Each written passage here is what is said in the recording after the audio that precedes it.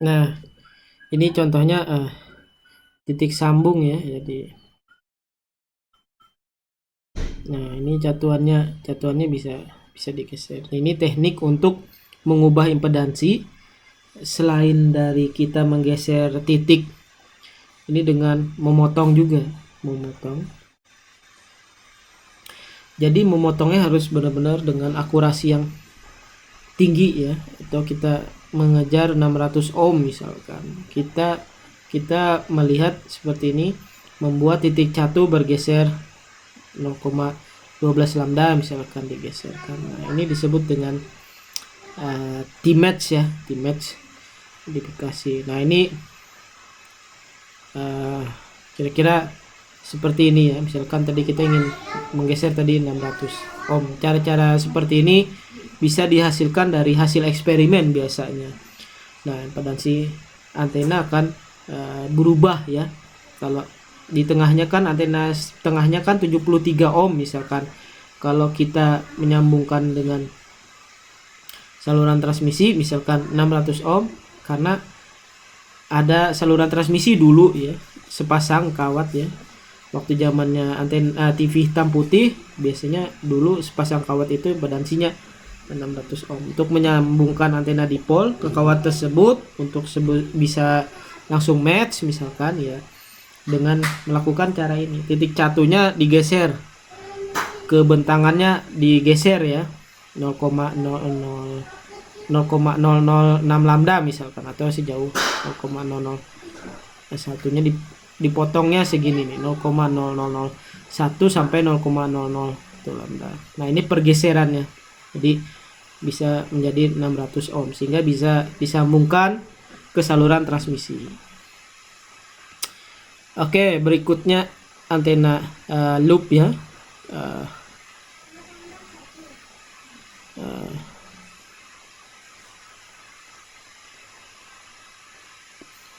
Jadi kira-kira seperti ini antena ground plane ya, seperti lampu duduk di kamar-kamar tidur. Bisa dipelajari sendiri ya, teman-teman. Nah, saya langsung saja ke antena reflektor ya, reflektor pengaruh tanah. Artinya kita bisa contohnya di atas tanah misalkan, seperti yang kemarin sudah kita pelajari sebelumnya.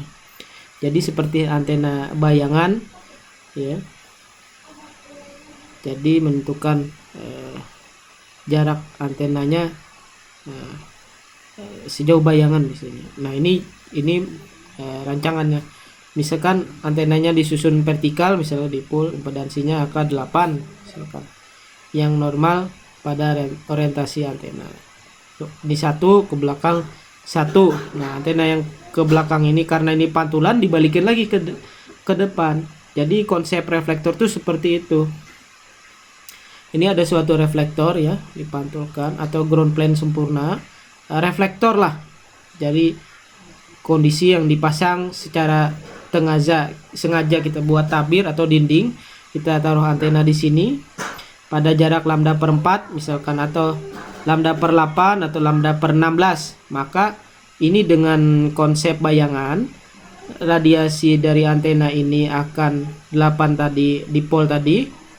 Maka separuh angka 8 harusnya di belakang, di sebelah kiri, dipantulkan oleh pemantul ini ke arah kanan, sehingga hasil pantulannya akan berinteraksi dengan angka 8 separuh yang ke arah kanan, menjadi seperti ini, lebih tajam ya. Semakin dekat lagi maka dia akan semakin tajam lagi. Kalau kita lihat ya, lambda per 4 misalkan tadi, maka angka 8-nya akan dihasilkannya menjadi lingkaran saja, karena angka 8 sebelah kiri itu akan dipantulkan ke sebelah kanan. Nah, semakin kita dekatkan antenanya ke pemantulnya lambda per 8, dia akan semakin sempit ya, semakin lonjong sebenarnya gambarnya. Ini karena gambarnya aja agak sama. Sebenarnya ini semakin lonjong. Nah, ini hasil penyembelahan tergantung fasa dan juga impedansi, dan akan menggeser lonjongan ini. Kalau bulat kemana aja kan sama ya. Kalau udah lonjong seperti yang semakin dekat tadi lonjongannya bisa belok, bisa lurus, bisa juga belok. Nah, ini diterapkan hasil dari analisis pantulan namanya, dari bidang datar. Kalau kita implementasikan ke dalam aplikasi, ini contoh seperti ini ya, di atas tanah. Ini di samping bidang konduktor sempurna ya, misalkan ini jaraknya ada S, apakah setengah lambda atau seperempat lambda, kita bisa menghasilkan gain dari medan atau direktivitas ya, tinggal efisiensi ya. Gainnya itu, ini efisiensinya 2 kali dikalikan ini R11 impedansi dipolnya sendiri, kemudian RL itu kemudian tahanan lossnya, rugi-rugi ya, kemudian R12 itu impedansi mutual antara antena dengan bayangan tadi.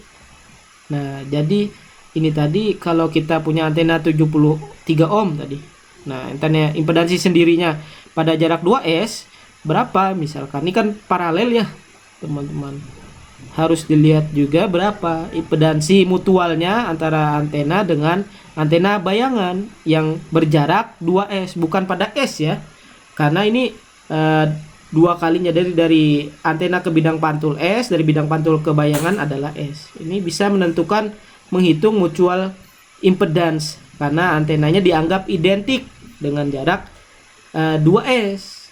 Nah, kira-kira seperti itu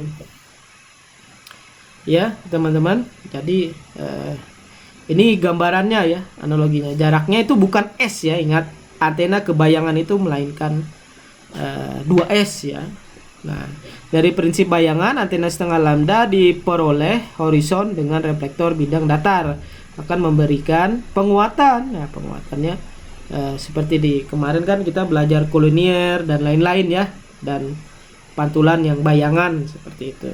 Nah, ini 2 buah antena yang berdampingan secara kolinier misalkan ya, contohnya. Gambarannya seperti yang sudah kita bahas sebelumnya, seperti itu ya yang kemarin.